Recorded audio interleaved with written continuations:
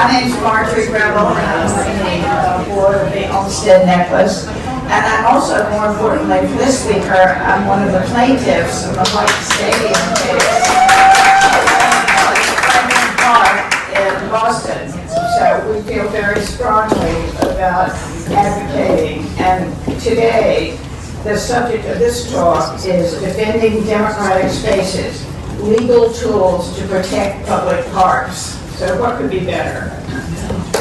As pressures mount from shrinking public budgets to rising development interests, it's never been more important to understand the legal protection that shape what happens to our public parks and historic spaces.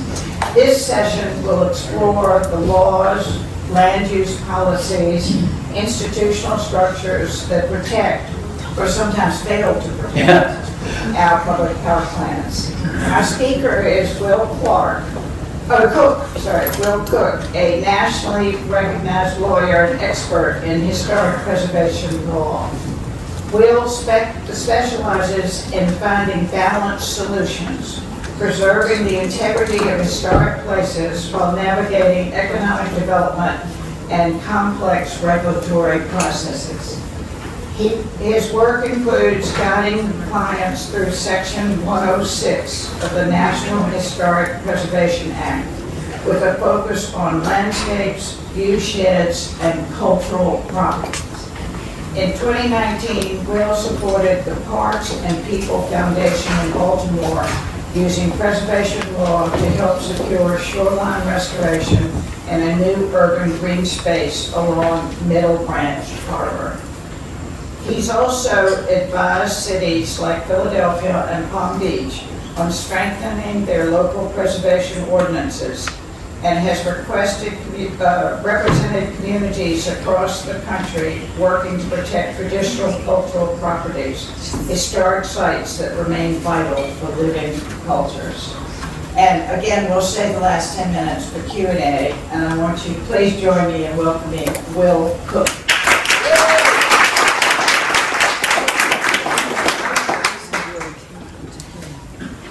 Thank you for the kind introduction. It's a pleasure to be here today with the Olmsted Network, and I deeply appreciate the invitation. I have to confess, it's been a long few weeks, a long few months probably for all of us, and I've been really feeling very despondent about the rule of law lately. So I felt very buoyed in the last hour that I've been here listening to our panelists, so thank you for including me. When I was asked to give the talk, I hope I was clear. I don't have a silver bullet. There are very few in law and in advocacy. I don't have a portfolio of defending Olmsted Parks specifically. But I hope some of the lessons learned and ideas will give you some ammunition if you ever find yourselves having to protect parks that are special to you and to your communities. What I want to get to, and I'll get there quickly, are sort of these case study examples, some of which include national park related landscapes that I've worked on. But also some non-parkland type places, but I think there are some parallels because of the landscape elements in them. When I used to teach property law full time, I used to be a law professor and taught property and constitutional law, preservation law, and then conservation law.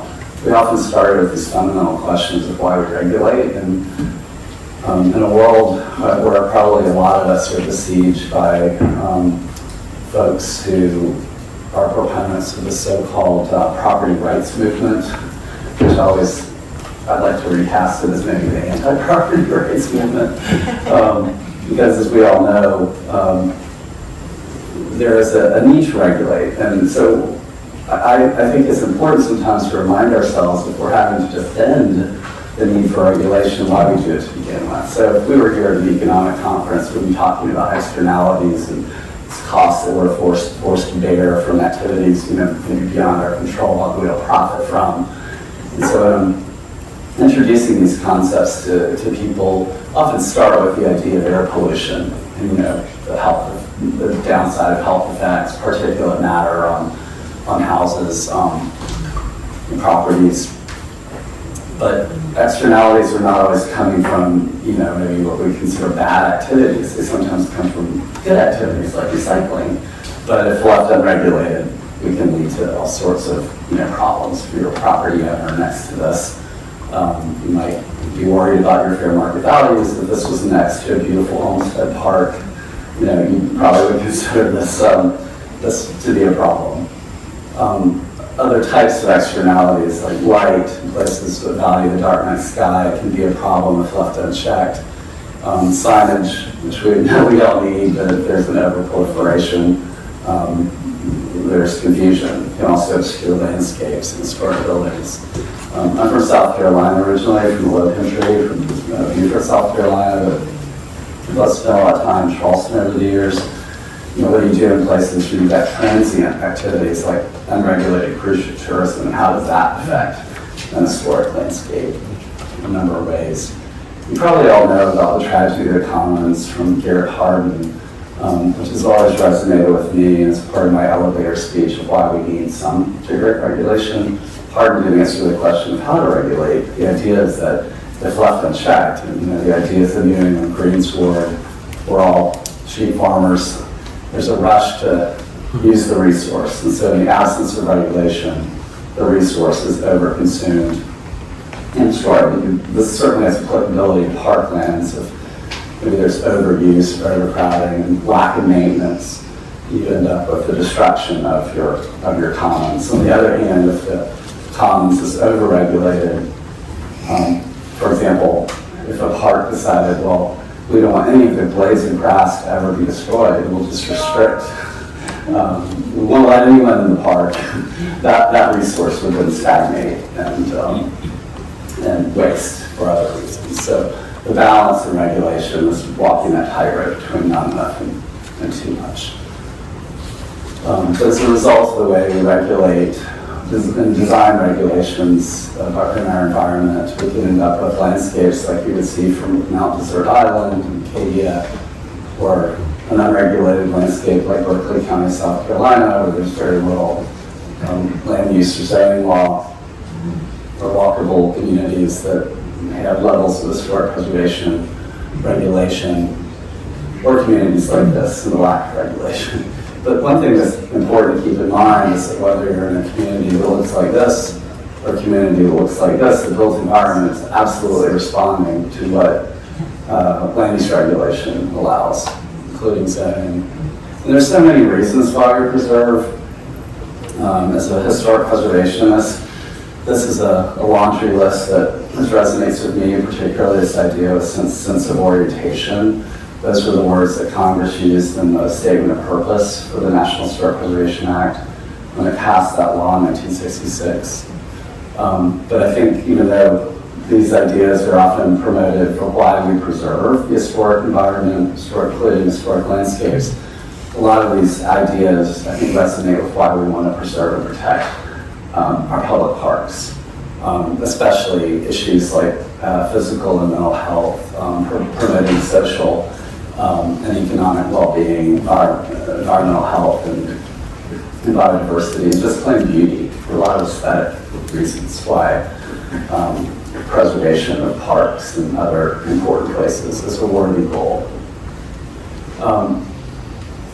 I'd like to extend this idea of Garrett Hardin's commons into, if I'm doing this to a preservation group, we're talking about all sorts of historic resources. These are historic landscapes, in my point of view. And there were some wonderful examples on the Olmsted Network website. I lived in New York City for 10 years, and it was a block from Central Park, and it was a great joy in my time there to be able to experience that landscape almost every day of my time there. But there are lots of other commons that we have in the Olmsted Network that I know many of you are familiar with, and I've seen name tags with connections to some of these places. But again, in the absence of some sort of regulation, for care or maintenance, or some system designed to promote their care and maintenance, we wouldn't have these wonderful resources to enjoy. My first connection with an Olmsted landscape was as a little boy, and visited Biltmore with my parents for the very first time, and I was so struck, even though I didn't know it was designed by Olmsted, the approach road, but just so magical to me, and it's still a magical place to me, and of course the design gardens there. But that was my first encounter with a design landscape that looked otherwise perfectly natural. Where everything was designed to capture these beautiful views of the Blue Ridge Mountains. So I thank the Olmsted Network for all of your advocacy. This is a law talk in a way, but we're not going to dive deep into the nitty-gritty of law. But historic preservation and land conservation is made possible through a complex web of statutes, regulations, local ordinances, and often comprehensive plans. And there's also an opportunity for what I call voluntary regulation through easements, conservation easements and things like that. But for those of you who've ever worked in legal advocacy, at the federal level, there are some legal tools there, namely the National Historic Preservation Act and NEPA, the special transportation law that kicks in when there are historic resources at stake. Although I will say, as a historic preservation attorney, I'm very concerned about the present state of the rule of law at the federal level and whether these laws are even enforceable. Many of these the regulations under the National Historic Preservation Act and NEPA have been effectively suspended, and they are or will be litigated in our federal courts. I would say before January of 2025, I had a lot of faith that court orders would have been followed by federal agencies. I'm not sure that's the case anymore. And personally, in my professional life, I've perceived a need and recently made a switch from practicing historic preservation and cultural heritage laws exclusively into a greater focus on state and local law, which I think is going to be a needed shift in terms of advocacy, because I'm very concerned about the enforceability of these federal legal tools in the near term and the long term. Preservation ordinances have been around. 1931 in Charleston, the first of its kind in the country, made possible, let's just say, before enabling law was ever passed, but New York State deserves credit for really facilitating the shift to preservation regulation and zoning and land conservation regulation at the local level is really due to Albert Bard from 1956 from New York State. I'm not going to be speaking about preservation ordinances. There's no one-size-fits-all. Some preservation ordinances apply to parkland, which I would always say is a best practice to the extent you are able to consider a park as an historic property. As I mentioned, not all preservation tools are regulatory. Some are voluntary, like purchase and easements. I'm not sure if any of you have ever stayed in parkland or a park just without right purchase or easements, but I think right now, when some of our laws are somewhat unstable, we shouldn't forget about them as a preservation tool or a conservation tool. I'm doing a lot of work right now supporting land trusts and actually an outright acquisition of conservation land, just purchasing it. And you all are, I'm sure, very familiar with the great work of the Open Space Institute, Nature Conservancy, and other groups that help bring parties together and equity investors together to make large landscape level purchases for future preservation possible, which I think is where we need to be right now. Section 106 was designed in 1966 to strike a balance between historic preservation, and I'm using the term historic preservation because this is the National Historic Preservation Act, a lot of folks think it's just about preserving historic architecture. It's not. It was designed to protect all historic places, which can include landscapes. It's not a silver bullet kind of law. It's designed to be a consultation process. There's not a veto power in the law. It's designed to get to a point where we can find a way, working with federal agencies through consultation, stakeholders, to find ways to avoid or minimize or mitigate harm. But the outcome doesn't necessarily result in saving or preservation of the resource, although there are a lot of success stories out there. NEPA, which I think is under a lot of stress right now, is this is another one of these stop, look, and listen statutes. Congress created it in the mid to late 60s as well. The idea being that prior to the passage of NEPA, the American public often didn't find out that a large federal undertaking was about to take place. And so NEPA was designed to create documents, either environmental assessments or environmental impact statements, that weren't designed to give a yes or no answer about whether the project would go forward, but simply to inform the American public about what the environmental consequences of the project would be, whether positive or negative. I don't mean to minimize the importance of that, but it can be helpful. Some cases in Charleston I've worked on using NEPA had to do with getting the Army Corps to go, for purposes of coastal resiliency project, to go from a seawall that looked, this is a designed, artist rendering that looked like this very visually intrusive concrete structure like you see at the top, to a more environmentally sensitive and visually sensitive version on the bottom, designed to help protect the city from flooding and hurricanes. And then a special transportation law in Section 4F that requires all possible planning to minimize harm, not just historic properties. This can also include parkland and wildlife preserves.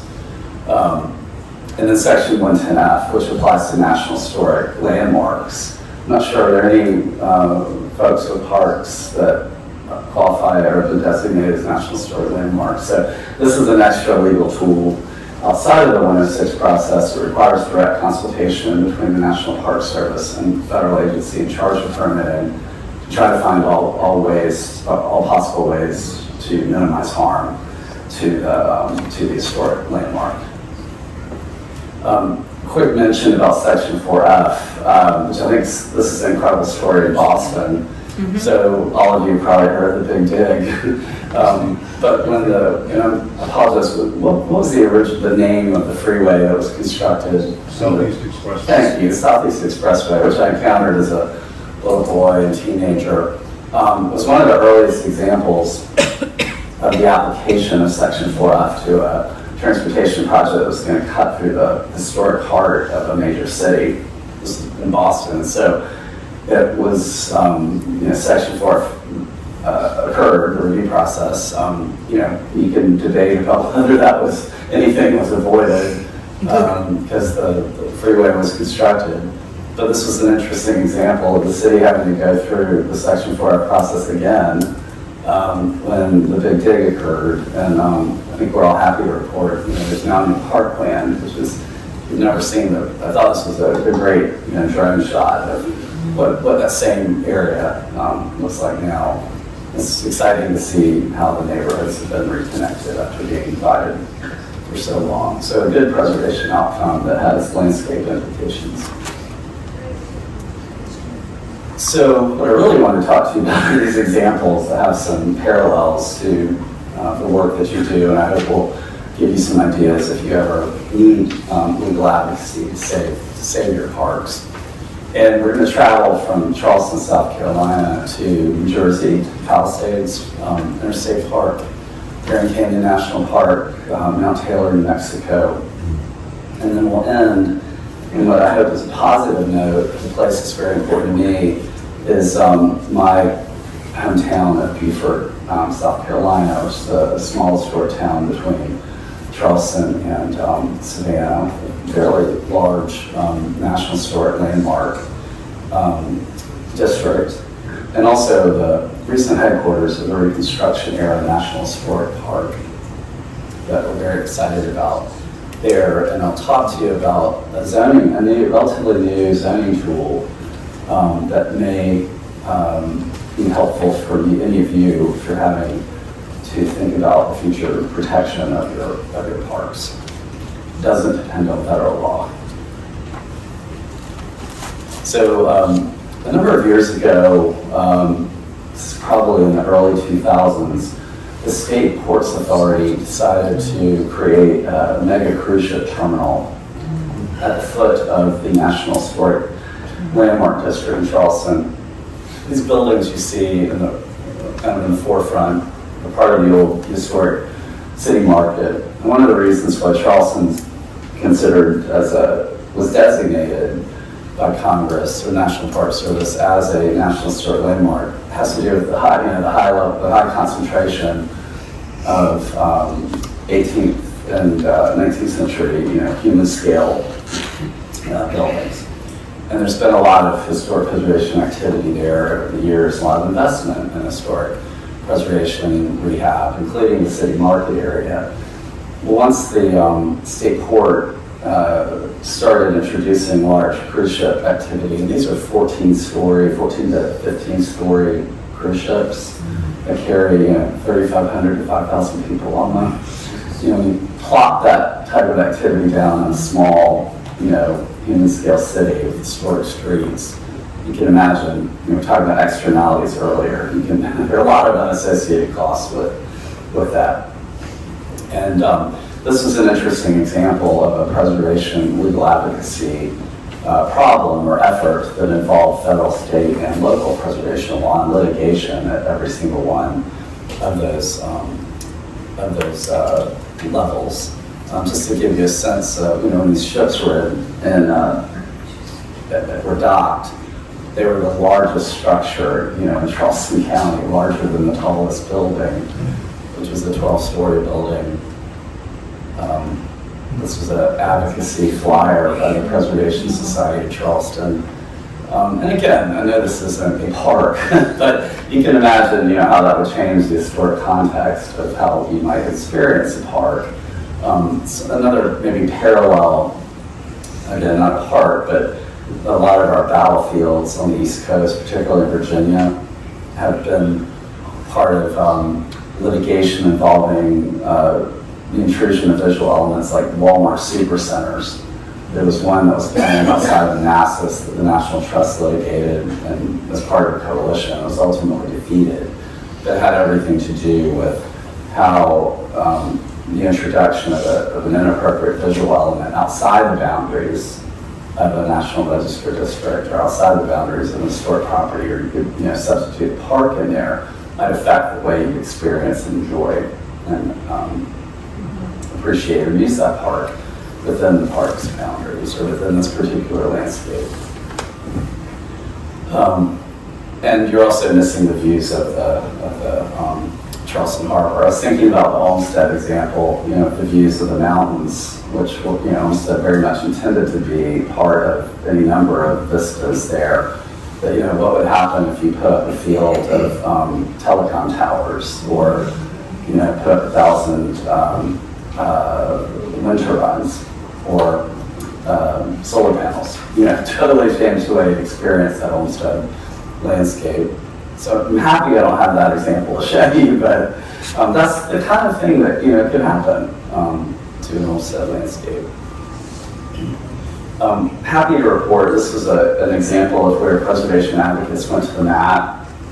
I was part of a team of lawyers that went to federal court, and the Army Corps of Engineers refused to go through the 106 and NEPA process. And the federal court ordered the Army Corps to redo the process to consider adverse effects to the historic Charleston landscape.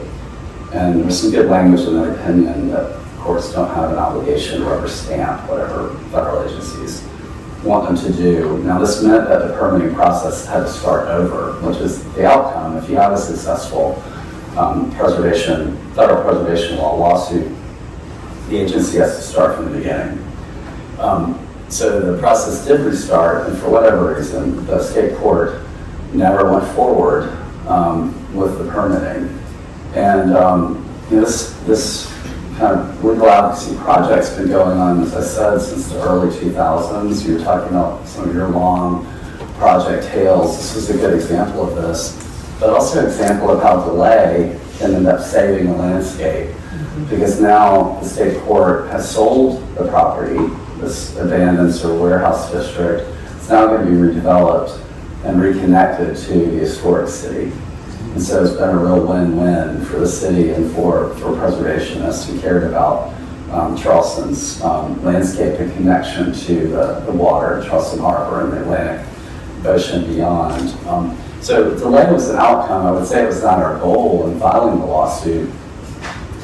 Had the Army Corps and had the state court decided to go through the permitting process again, they would have had a terminal built in 2 years. So I'll never understand why it never occurred, but the state court's priorities changed, and now there's been a change in leadership, and they realized, well, maybe that we'll be better off selling some of the most valuable land on the East Coast to a private investor, and we're not making a lot of money from cruise ships anyway. So. In New York, when I worked at the National Trust, I had the pleasure of being part of a coalition, including the group, Scenic Hudson in particular.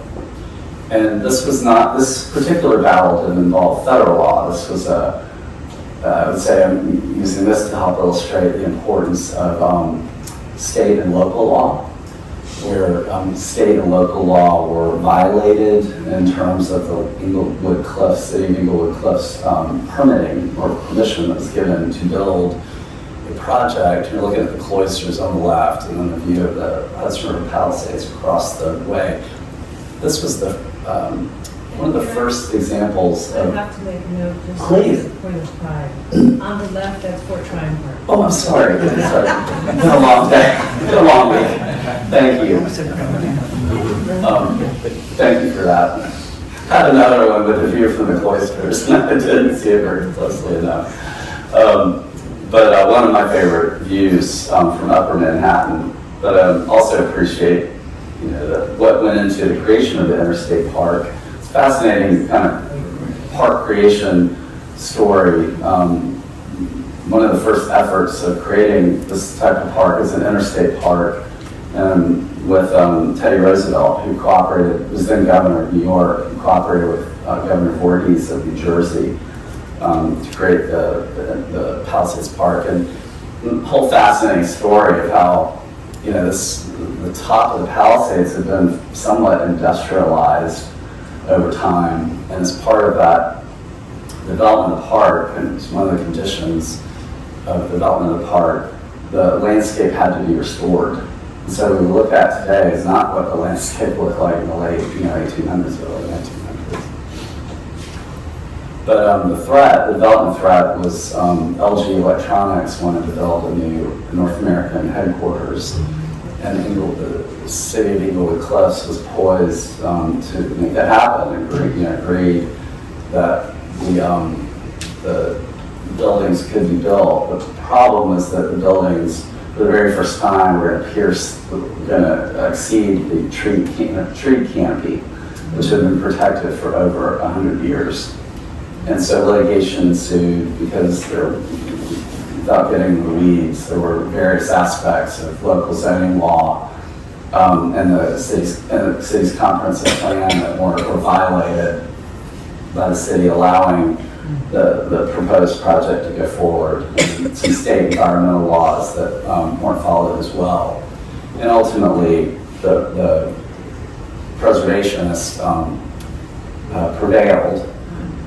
There were some advocacy pieces. This is an artist's rendering of what the tower would have done to the landscape. And then, of course, even if you had just allowed the one building, the LG Tower, to be built, it was going to set the precedent for future visual intrusions, which is why the advocates were fighting so hard. Happily, there was a settlement of the litigation that resulted in the lowering of the height of the tower to the tree line. There were some other mitigation measures put in place. So I use this to remind us of the importance of checking for the applicability of state and local legal tools. course, we're left with this landscape today. One of my more interesting projects at the National Trust involved a project to help protect the south rim of the Grand Canyon and its landscape from two inappropriate development projects. One was a large casino project being proposed by a tribe at the top of the south rim of the canyon. And from that project, this massive, probably those of you who go skiing, you know what gondolas look like. There's going to be a large gondola that went from the top of the south rim of the canyon down to the Colorado River, to this area called the Confluence. And it's where the Havasu Creek, Little Colorado River, some people call it, connects with the Colorado River. And this area is very sacred to a number of tribes and pueblos because it's almost like the Garden of Eden. I mean, in their tradition, man emerges from this point, leaves the canyon into the world, and eventually comes back to this area. It's already under a lot of stress. This gondola project is going to bring 10 to 20,000 people down into the area every year, or every day, I think. And as I mentioned, it's already under stress from a lot of unchecked recreational uses that take place in and around the sacred area. And here you see it's really the spectacular visual of the aquamarine water from the Havasu Creek flowing into the green or murkier Colorado River. That's the point known as the confluence.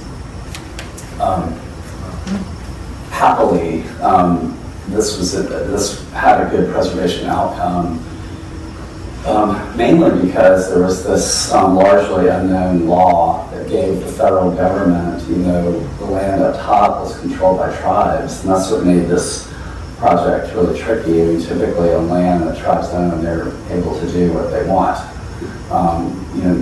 unless it happens to be subject to some level of permitting. This was a situation where we're not going to have the application of any of the typical federal preservation laws, but because the Department of Interior owned part of the canyon wall, there could have been the possibility that the Department of Interior could ultimately stop the gondola project. But for now, that's been saved. Although the threat's not over, there are constant proposals to try to build uranium mines in and around the canyon. This is one of these areas I think a lot of people, a lot of the American public thinks protected forever.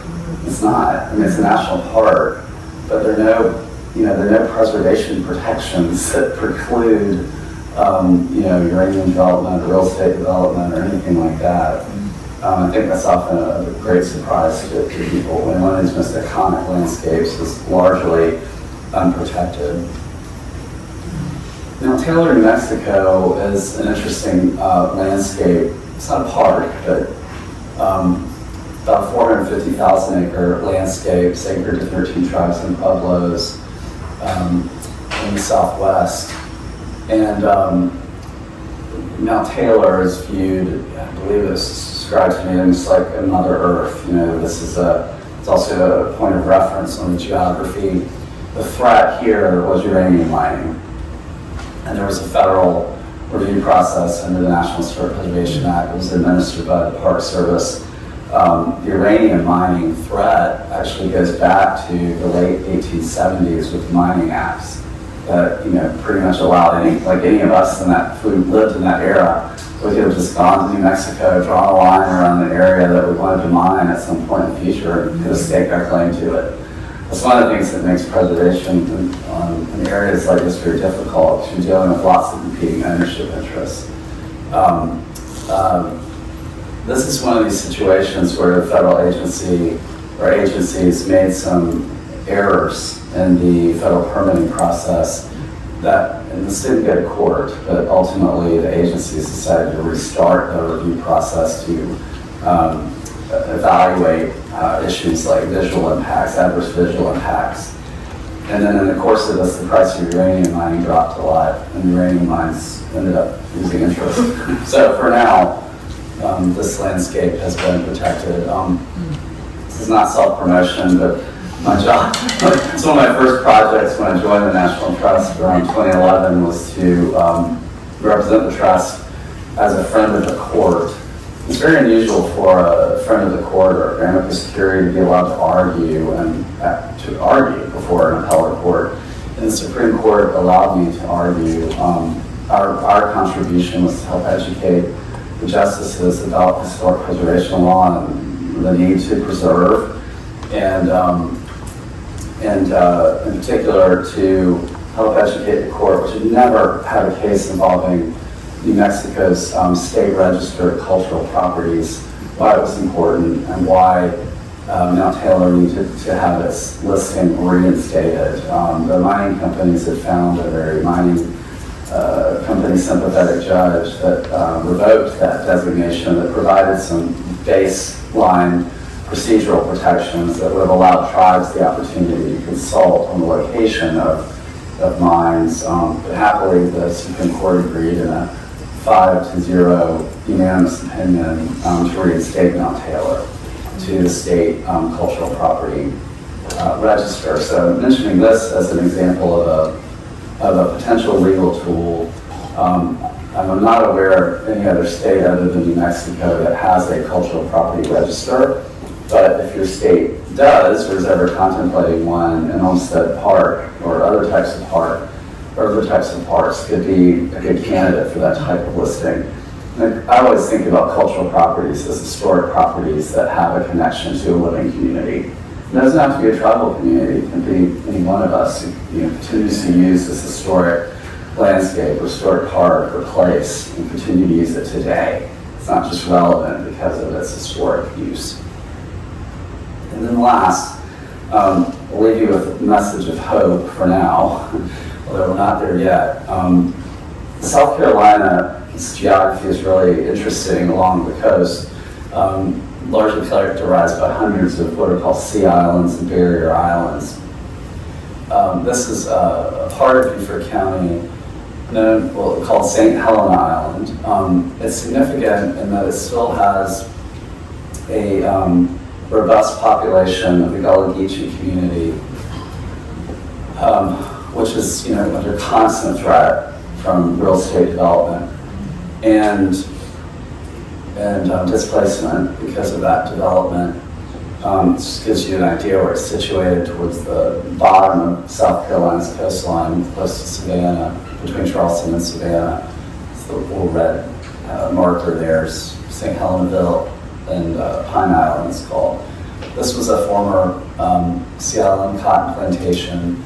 In the late 1880s, there were a series of hurricanes that kind of wiped out the historic community that had been built there. So now you don't see buildings in the area. It was an historic summer colony. After the Civil War, it was also an area where formerly enslaved people ended up settling. Then the hurricanes came and everything was wiped away.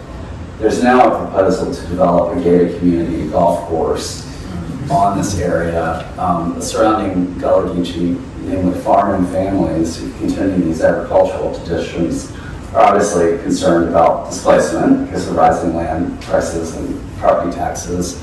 They would also lose access to traditional hunting areas and the ability to access the water areas for traditional economic pathways like fishing and shrimping and crabbing and oystering. This is a good example of, and the only example I'm aware of a local government that has created a special type of zoning law called a cultural protection overlay. About 23 years ago, community members on St. Helena Island got together, and this was in response, let me see if I can find it. This was in response to a path-breaking environmental impact statement that was created by the National Park Service. It was known as the Low Country Gullah Culture Special Resource Study Final Environmental Impact Statement. This is what led to the creation of the Gullah Geechee corridor. But in this 300-page document, there was a recommendation that local governments consider zoning laws as a way of protecting against the continual displacement of Gullah Geechee families. If you know the South Carolina Low Country, you may know about Hilton Head Island. Well, in the 50s, 60s, early 70s, Hilton Head looked very much like St. Helena Island. largely inhabited by Gullah Geechee families. And this is, I think, fascinating. The study found that the number one cause for displacement of Gullah Geechee families was the development of golf courses and gated communities. And so what did the drafters of the cultural protection overlay do when they sat down, black families, white families, rich families, poor families? What did they do? They decided that they wanted to create a cultural protection overlay zone, which is one of the recommendations of this report. And they created one that was designed to protect the traditional rural landscape of the area and the traditions. Really the only things that are prohibited are big box stores and golf courses and gated communities. So what did a developer for Boston, sorry to say, in New York, want to do? About 5 years ago, he, led by an anonymous billionaire investor, we understand, who wanted to build a private golf club for billionaires that have 24 members. They come in and want to get a zoning exemption so they can build this golf course and gated community. I'm happy to report that the Beaufort County Council has now rejected this over intense lobbying. And but really, so happy to have the legal tool, the cultural protection overlay. But as you all know, I mean, getting local governments to hold the line is really hard. And if it were not for the grassroots efforts that have been organized by the land trusts in this area and the Coastal Conservation League, I'm not convinced that the county would have held the line and done the right thing, which has meant the county's been sued by the developer in 2 lawsuits in state and federal court. So far, he's losing. We're trying to get our first appeal heard after 2 years. This was just some language from the cultural protection overlay. But it's what we're fighting for. And I represent a group of Gullah Geechee family members who intervened in the litigation in support of the county.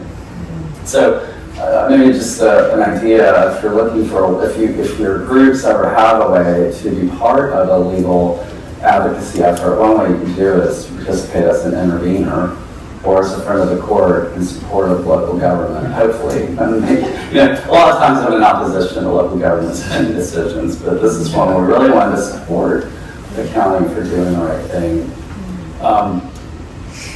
After a second attempt to have the county council recently rewrite the zoning code to allow the project, the county council said no again.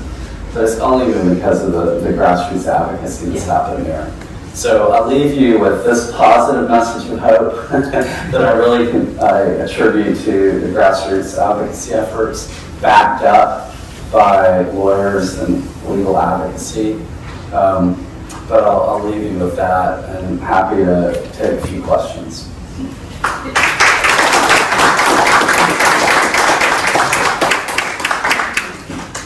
Did the holding company buy Pine Island? Is that what I remember? Yes. It was a fairly significant transaction, and I know the group of billionaires, but didn't they put some big money? It was I think, $12 to $13 million acquisition, which in the low country these days is probably not a lot of money. Right. The Open Space Institute has offered to purchase this property subject to a conservation appraisal. Yeah. This developer would likely double or triple his money, whoever this anonymous investor is. Beaufort has had a number of $30 million acquisitions made possible by the Open Space Institute and the Nature Conservancy in the last 3 to 5 years, including a recent $30.1 million purchase. That land will be under permanent conservation protection, so it goes back to, don't forget about land acquisition. There's this, and I kept scratching my head, like, why is this interest from the OSI in the low country of South Carolina? There's this opportunity to extend the Ace Basin. Some of you may know, it's this large area of rice fields, hundreds of thousands of acres. There's opportunity to acquire land at scale and preserve land at scale from, all the way from, like, let's say, Georgetown, South Carolina, down to the Georgia border, which is fairly protected under state regulation, and down into Florida. And so there's this opportunity if you and the land is still in large parcels. So if we can get the developer, and we hope, so far our legal advocacy efforts have been successful, if we get the developer to the point where the investor wants to get out, we have a conservation solution that will be possible. But I know this isn't, again, like saving a park, but if you have parkland that's ever under threat, or this idea, I think in particular of a cultural protection overlay, you don't have to call it that, you can call it a park overlay. So if there's ever a need, for some level of zoning intervention, this would be an idea I would consider.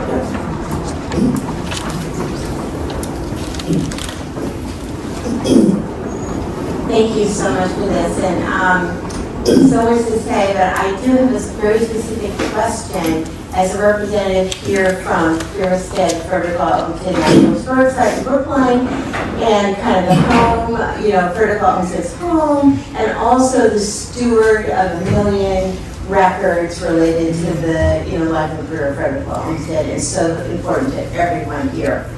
The original budget that came out, federal budget that came out, and particularly, what was published in the spring, made the statement that many of the small National Historic Sites were recommended to be transferred to local government because they didn't seem to be significant enough. Now, everything that is in the National Park Service has to be determined nationally significant. These are created by Congress. The archives are part of the enabling legislation. And of course, we're trying very hard not to pay. They've already had their budget slashed, their staff slashed. We're just trying to hold on by our fingernails. And I know you are deeply worried about this, as we all are. Yes. But I just wonder what are, we don't really have a contingency plan. We're starting to talk about computer backups and moving hardware off-site and what can we do, but, there's these, I just wonder if you have any thoughts down the road about, these are places that are created by Congress through federal legislation, and we've been really working with our federal delegation to try to make the case, but golly gee, we have a great, federal legislation, but they're worried about saving health care, and, they've got issues that, a little 1.74 acre National Historic Site it's not on the radar. Yeah. So in this decommissioning of National Historic Sites, I wondered if you had any thoughts. Yeah. I don't. That's not been an area of my focus. It's certainly something I'd be worried about. There are laws that could be mined to mount a legal challenge. Where I've been left feeling very despondent, just to be completely candid lately, is that even though I believe federal courts would ultimately find that a lot of these actions that we're all worried about are illegal because they violate various laws and regulations of all types and stripes and sizes, is that even if you win the legal battle, you're going to be left with federal agencies that aren't going to comply with the court orders. And we have an attorney general who is refusing to deploy the U.S. Marshal Service to enforce court orders. And it's the contempt power that allows court orders to be enforced. Because if I'm the head of a federal agency and I'm not following the law, I can be put in jail. That's the power of the Marshal Service and the contempt power.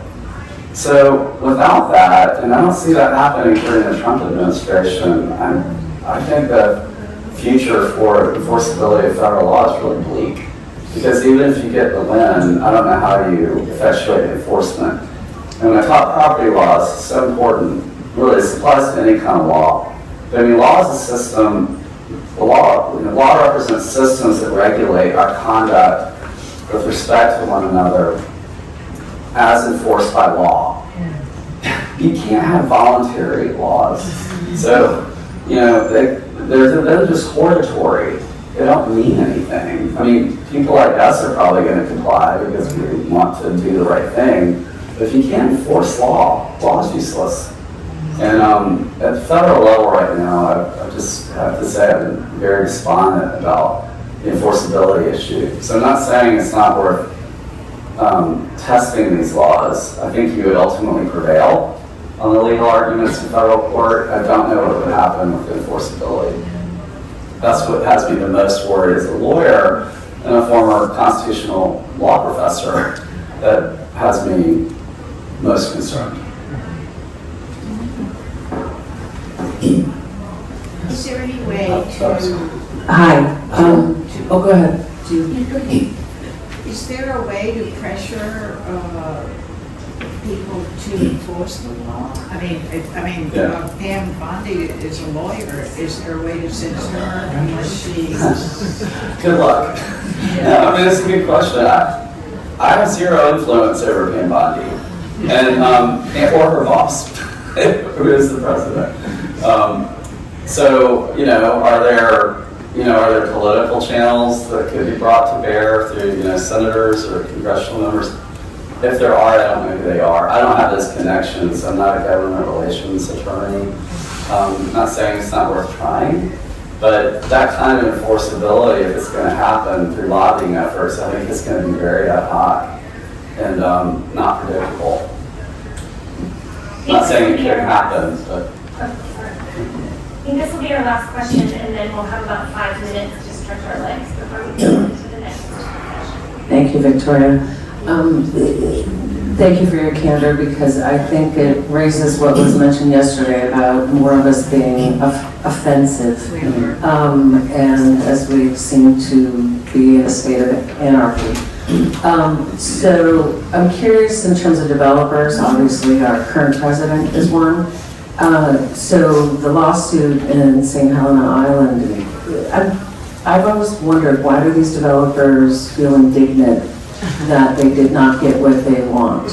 Yeah. So, because the island and the Gullah Geechee people could say, you know what, we'll entertain 200 offers because the state owns the land. So why, I'm curious with the developer suing, Yeah. what rationale does he think he has to sue? Well, this island was privately held by a family that had owned it for a couple, maybe several decades. They were ready to sell. That family rejected an offer from the county and the state to purchase it for something like $18 million. They ended up selling it to the private developer for 12 or 13. I don't know why the state money got taken off the table. I don't recall. I wasn't involved in the project. It happened some years ago. I don't know why the developer feels entitled to this, other than the developer wants to do it. This zoning law has been in place for 23 years and has never been tested because everyone has abided by it. But the reason why the community is fighting so hard to hold the line is that if you create one exception, it sets the precedent to open up the entire island to Hilton Head style development, which is the last thing anybody wants. That's the whole reason why this zoning law was put in place. So back to my point, I think in the absence of maybe enforceable federal law at the moment, this is why if you have an opportunity to explore zoning law, or in particular, get an easement. That's the most permanent and voluntary type of legal protection that we have. That would be my, top choice. If you have a way to put an easement on parkland, it's not always true if the governments often don't want to be restricted by easements. I recognize that, but if you have privately held spaces, easements would be a great forward-thinking tool. Yes, sir. Yeah, why you don't like to talk about it very much. You brought it up yesterday, and I'll bring it up again. Hilton Head and all of the islands that are part of Penn Institute that they've been after for the last 60, 100 years. They kept encroaching, and very little was done by the state or by the legal process to stop them from force filing and creating a fictitious scenario by which they can take land. So you look at the Fusky and all the other islands that are disappearing and the national church.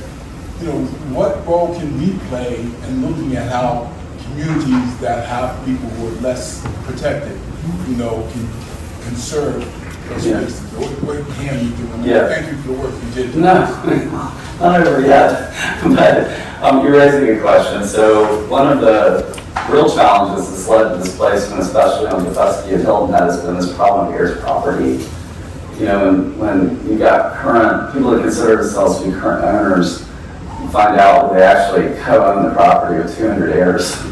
And then the developer can buy through a quick claim deed for very little money, you know, $100, get a quick claim deed from a property owner that doesn't even know he or she owns the property. You might live in Alaska or overseas. And then that developer can force a partition sale of the property.